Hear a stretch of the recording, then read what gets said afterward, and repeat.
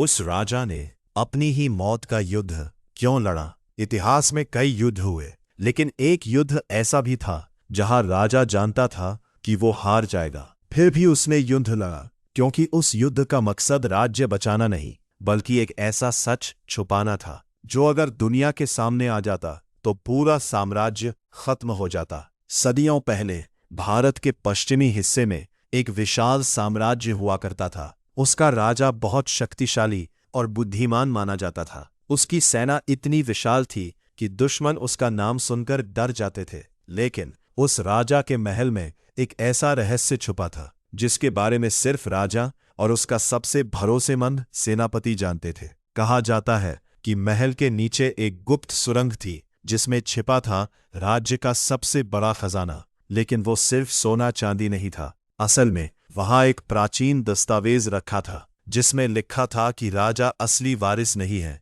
अगर ये सच बाहर आ जाता तो जनता विद्रोह कर देती और पूरा साम्राज्य टूट जाता। इसी बीच दुश्मन राज्य को उस गुप्त सुरंग के बारे में पता चल गया।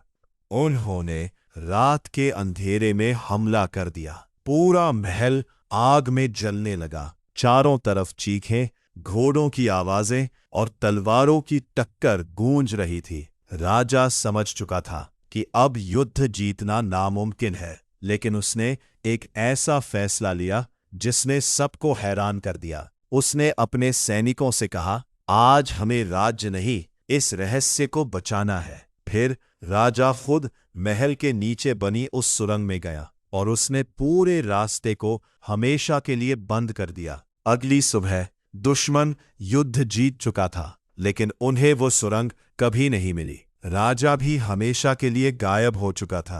कुछ लोग कहते हैं कि वो सुरंग आज भी कहीं मौजूद है, जहां इतिहास का सबसे बड़ा राज अब भी दफन है। अगर आपको वो सुरंग मिल जाए तो क्या आप उसे खोलना चाहेंगे, या कुछ रहस्य हमेशा रहस्य ही रहने चाहिए?